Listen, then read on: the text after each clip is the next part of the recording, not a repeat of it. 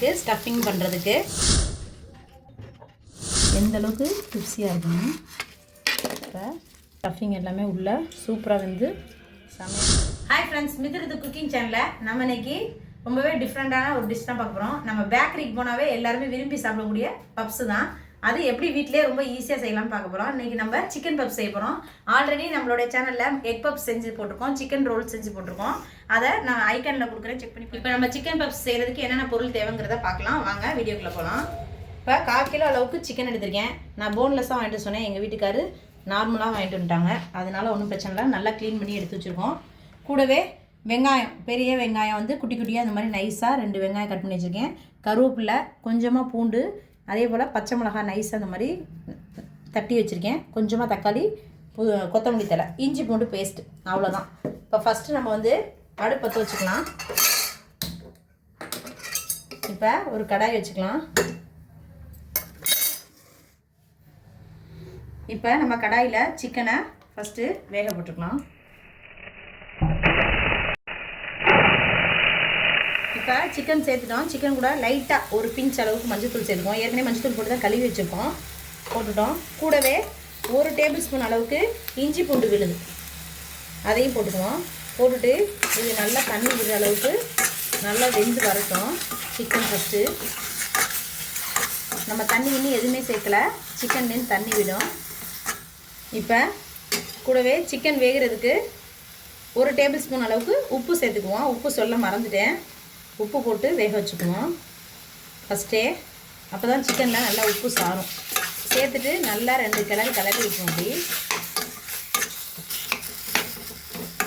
இப்போ இது அப்படியே ஒரு 5 நிமிஷம் வேகட்டும். லைட்டாக மூடி போட்டு மூடிக்குவோம்.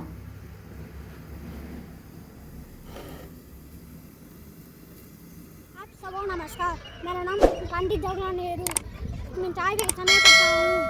आज 15 अगस्त के पंडित जवाहरलाल नेहरू चाचा नेहरू का नाम पंडित जवाहरलाल नेहरू था। उनका जन्म 14 नवंबर 1889 को हुआ था। उनका पिता का नाम मोतीलाल नेहरू, उनका माता का नाम सुलभनानी था। उनका जी पुत्री का नाम श्रीमती इंदिरा गांधी था। उनका जी पत्नी का नाम कमला नेहरू का। ये भारत के पहले प्रधानमंत्री थे। उनके जन्मदिन को बाल दिवस के रूप में मनाया जाता है। ये फारस के सफ़ेद कपड़ा गुलाब का फूल बनते थे। धन्यवाद। நமக்கு ஒரு 5 நிமிஷம் ஆயிடுச்சு. இப்போ திறந்து பார்க்கலாம். இப்போ பாருங்கள், சிக்கனில் கொஞ்சம் கூட நம்ம தண்ணி ஊற்றலை. எந்த அளவுக்கு தண்ணி வந்துருக்குன்னு நம்ம கழுவுன தண்ணியே. இப்போ சிக்கனு நல்லாவே காமிக்கிறேன் பாருங்கள், வெந்துருச்சுன்னு. சிக்கன் சூப்பராக வெந்துருச்சு. இதை அடுப்பு ஆஃப் பண்ணிக்கலாம். இப்போ நம்ம வேக வச்ச சிக்கனை மட்டும் அப்படியே தனியாக எடுத்துக்கலாம்.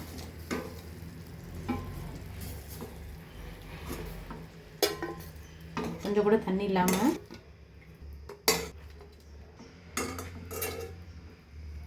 இப்போ இது சிக்கன் நல்லா ஆறுனதுக்கப்புறம் இதில் இருக்க போன் எல்லாத்தையுமே நம்ம ரிமூவ் பண்ணிட்டு நமக்கு தேவையானது கறியை மட்டும் தனியாக எடுத்துக்குவோம். கொஞ்சம் சூடு ஆரம்ப சிக்கனு எலும்பு தனியாக பாருங்கள், எலும்பெல்லாமே கறியெல்லாம் எடுத்துகிட்டு எலும்பெல்லாம் தனியாக எடுத்தாச்சு. இப்போ இந்த கறியை நல்லா சின்ன சின்னதாக குட்டி குட்டியாக அப்படியே நம்ம பிச்சுக்கலாம்.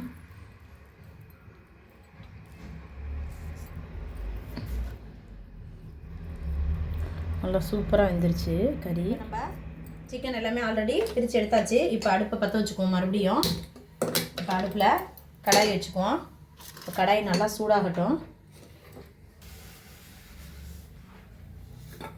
இப்போ கடாய் நல்லா சூடாகிடுச்சு. நம்ம லைட்டாக 1 டேபிள் ஸ்பூன் அளவுக்கு பட்டர் சேர்த்துக்குவோம்.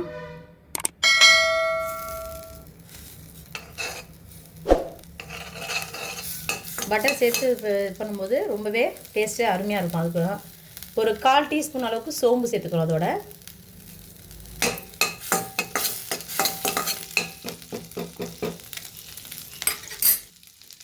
இப்போ சோம்பு நல்லா பொரிஞ்சு வந்துடுச்சு. அது கூடவே நம்ம குட்டி குட்டியாக நைஸாக சாப் பண்ணி வச்சுருக்கோம் பார்த்தீங்களா, வெள்ளைப்பூடு, அதை அது கூட சேர்த்துக்குவோம். நம்ம வதக்கும்போது அந்த ஃப்ளேவர் ரொம்பவே அருமையாக இருக்கும். அதுக்காண்டி இப்போ லைட்டாக நல்லா ரோஸ்ட் பண்ணிக்கலாம்.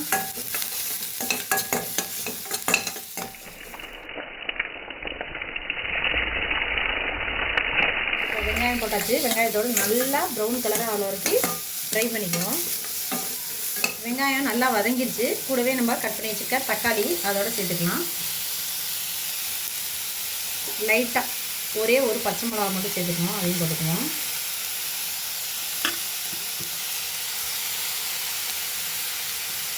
அதை நைஸாக கட் பண்ணிக்கிட்டோம்.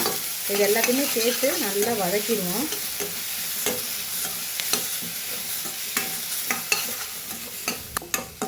இப்போ வெங்காயம் தக்காளி எல்லாமே போட்டுட்டோம். அது கூடவே மசாலா எல்லாமே ஆட் பண்ணிக்கலாம்.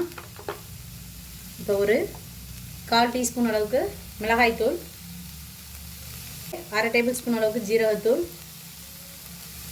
1/4 டீஸ்பூன் அளவுக்கு மிளகுத்தூள், 1/4 டீஸ்பூன் அளவுக்கு மல்லித்தூள், 1/4 டீஸ்பூன் அளவுக்கு கரம் மசாலா, கறி மசால் பொடி. இப்போ இது எல்லாத்தையும் சேர்த்துட்டு நல்லா வதக்கிடுவோம். மசாலா நம்ம சிக்கன் வேகிறதுக்கு தான் உப்பு போட்டோம். இப்போ மசாலாவுக்கு தேவையான அளவுக்கு ஒரு 1/2 டேபிள் ஸ்பூன் அளவுக்கு உப்பு சேர்த்துக்குவோம். சேர்த்துட்டு இப்போ இது எல்லாத்தையுமே நல்லா மிக்ஸ் பண்ணிக்குவோம்.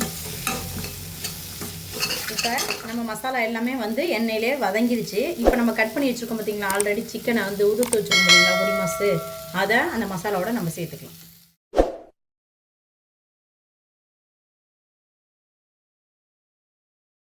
நல்லா மசாலாவோட பரட்டிக்கலாம். ஆல்ரெடி சிக்கன் வேக வச்சோம் பார்த்தீங்களா, அந்த தண்ணி இருக்குது பார்த்தீங்களா, அதையே அதோட ஒரு 2 டேபிள் ஸ்பூன் அளவுக்கு இருக்குது, அதை அப்படியே சேர்த்துக்கலாம். லைட்டாக அந்த மசாலா பச்சை வாசனெலாம் போகிறதுக்காண்டி தண்ணி சேர்த்துக்கிறோம். இப்போ நம்ம தண்ணி எல்லாமே நல்லா வற்றி மசாலா எல்லாமே சூப்பராக ரெடி ஆயிடுச்சு. இப்போ நமக்கு ஸ்டஃபிங் பண்ணுறதுக்கு இப்போ இது கூட மேலால் லைட்டாக கொத்தமல்லி தழை அப்படியே தூவிக்கலாம்.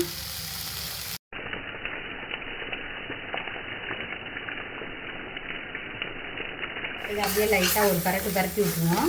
இந்த பக்கம் ஸ்டஃபிங் ரெடியாக இருக்குது. அதுக்குள்ளே நம்ம மாவு திரட்டி எடுத்துக்கலாம். இப்போ அடுப்பு ஆஃப் பண்ணிக்கலாம். இப்போ இது மசாலாவை அப்படியே நம்ம ஒரு பவுலில் ட்ரான்ஸ்ஃபர் பண்ணிக்குவோம்.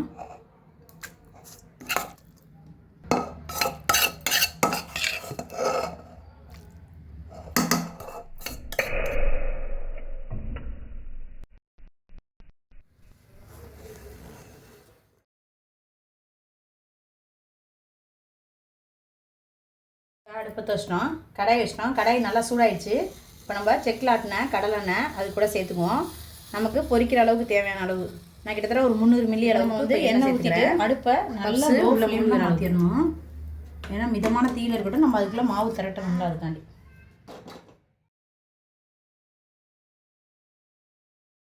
இப்போ கிட்டத்தட்ட மாவு பாருங்கள், நல்லா 1/2 மணி நேரம் நம்ம பிசைஞ்சு வச்சுருக்கோம். எந்த அளவுக்கு சாஃப்டாக இருக்குன்னு பாருங்கள்.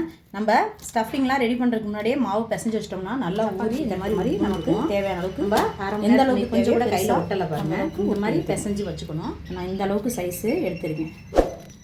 இந்த மாதிரி உருட்டி எடுத்துக்கலாம்.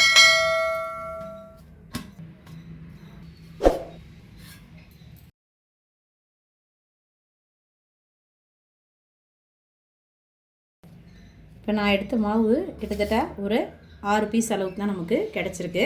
இப்போ நம்ம சின்ன சின்னதாக உருட்டி எடுத்துட்டோம். இப்போ இதை ஓரமாக எடுத்து வச்சுக்கலாம். இப்போ நான் கவுண்டர் டாப்பை நல்லா க்ளீன் பண்ணிவிட்டு இப்போ அதுலேயே நான் மாவு திரட்டி எடுத்துக்க போகிறேன். உங்கள்கிட்ட உருட்டுற கட்டை நல்லா பெருசாக இருந்தால் கூட அப்படியே தேய்ச்சிக்கலாம். நான் வந்து இப்போ டேப்பில் வச்சுருக்கேன். இப்போ மாவை இதில் வச்சு நல்லா இப்போ உருட்டிக்கணும்.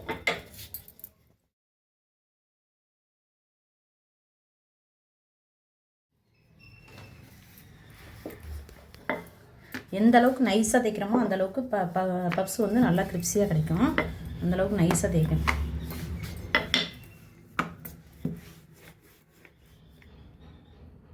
இந்தளவுக்கு நைஸாக தேய்ச்சிட்டோம், திரட்டி எடுத்துட்டோம். நல்லாவே நைஸாக இருக்குது. திரட்டினதை இப்படி ஒரு மடக்கு, இப்படி ஒரு மடக்கு, இப்படி ஒரு மடக்கு, அதே மாதிரி இந்த மாதிரி ஒரு மடக்கு.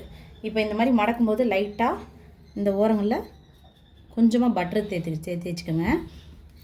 தேய்ச்சிட்டு இதை அப்படியே இன்னும் ஒரு 10 நிமிஷம் ஊறணும். இது மாதிரி ஒன்று ஒன்றா தேய்ச்சி நம்ம ரெடி பண்ணி எடுத்துக்குவோம்.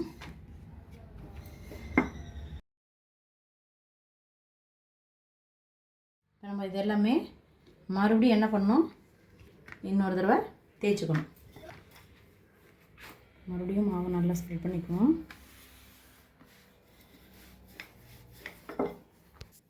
இப்போ நம்ம இந்த மாதிரி மடக்கி வச்சுட்டு தேய்க்கும்போது தான் நமக்கு பப்ஸு லேயராக பேக்கரியில் ஸ்டைலில் வரும். நம்ம பொரித்து எடுக்கும்போது அடுக்கடுக்காக இருக்கும். அது மாதிரி எடுத்துக்கணும்.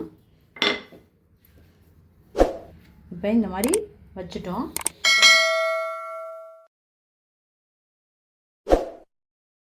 இருக்க ஸ்டஃபிங்கை உள்ளே வச்சுக்குவோம்.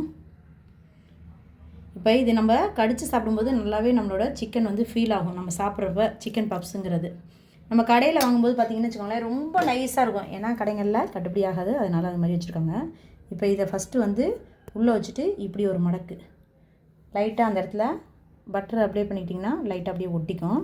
அதே மாதிரி இந்த சைடு ஒரு மடக்கு, இப்போ அதே மாதிரி இந்த சைடு ஒரு மடக்கு,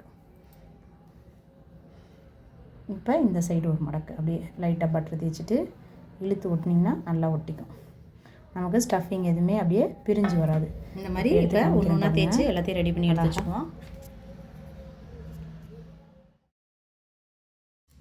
இப்போ நம்ம எல்லாமே இந்த மாதிரி ஸ்டஃப் பண்ணி ரெடி பண்ணி வச்சுருக்கோம். எண்ணெயும் நமக்கு நல்லா சூடாகிடுச்சு. இப்போ நம்ம ஒன்று ஒன்றா லோ ஃப்ளேமில் தான் வச்சுக்கணும்.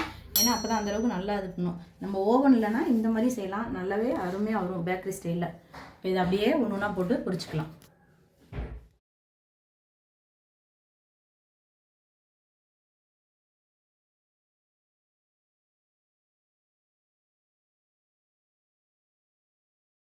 லைட்டாக நகர்த்திடுவோம். நம்மளோடது கடாயி கொஞ்சம் சின்னதுன்றனால நான் ஒன்றுலேருந்து இப்போ 2 இது போட்டுக்கிறேன். லோ ஃப்ளேமில் தான் வச்சு நம்ம ஃப்ரை பண்ணணும். தீயை வந்து கூட்டக்கூடாது. நம்ம எப்படி ஒரே லெவலாக சூடு பண்ணணுமோ அந்த லெவலில் அப்படியே இருக்கணும் அடுப்பு. இதை அப்படியே லைட்டாக நம்ம ஃபஸ்ட்டு போட்டதை அப்படியே லைட்டாக. எங்கள் வீட்டில் பப்ஸு கேட்டதே அவன் தாங்க, அவனுக்காண்டி தான் இந்த வேலை இப்போ ஓடிட்டுருக்கு. கடையில் கேட்டான், அதனால் நல்லா ஃப்ரை பண்ணிக்கணும். இல்லைன்னா நம்ம பார்க்கும்போது உள்ளே மாவாகவே இருக்க மாதிரி.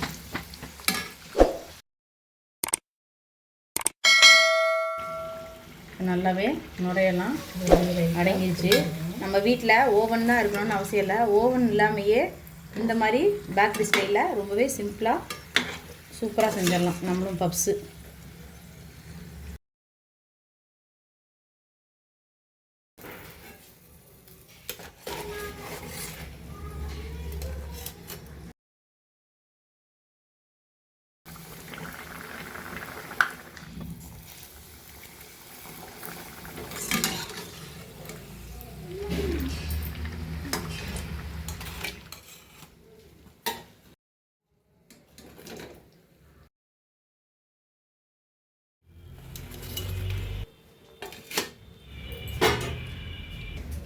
அவ்வளோதாங்க, நம்மளுடைய சூடான சிக்கன் பப்ஸு ரெடி ஆயிடுச்சு சாப்பிட்றதுக்கு.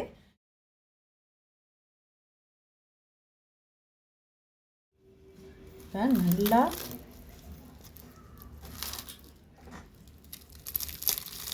எந்த அளவுக்கு ருசியாக இருக்குங்க. இப்போ நம்மளுடைய ஸ்டஃபிங் எல்லாமே உள்ள சூப்பராக வந்து செமையாக இருக்குது. நேற்று நான் கடையில் போய் கேட்டேன், அவங்க சிக்கன் பப்ஸ் இல்லைன்னாங்க. நான் கேட்ட உடனே நீங்கள் நாளைக்கு வீட்டுக்கு வந்து செஞ்சு வச்சிங்க. செம்ம அவ்வளோ டேஸ்ட்டாக இருக்குது. தேங்க்ஸ்மா. மித்தூருக்கு குக்கிங் நீங்கள் பார்க்குறீங்க, நோட்டிஃபிகேஷன் போகாமல் வீடியோ வரலன்றீங்க. நீங்கள் நோட்டிஃபிகேஷன் போட்டுட்டு சப்ஸ்கிரைப் பண்ணிட்டு லைக் பண்ணுங்கள். அப்போ தான் உங்களுக்கு நாங்கள் போடுற வீடியோலாம் உங்களுக்கு நோட்டிஃபிகேஷன்.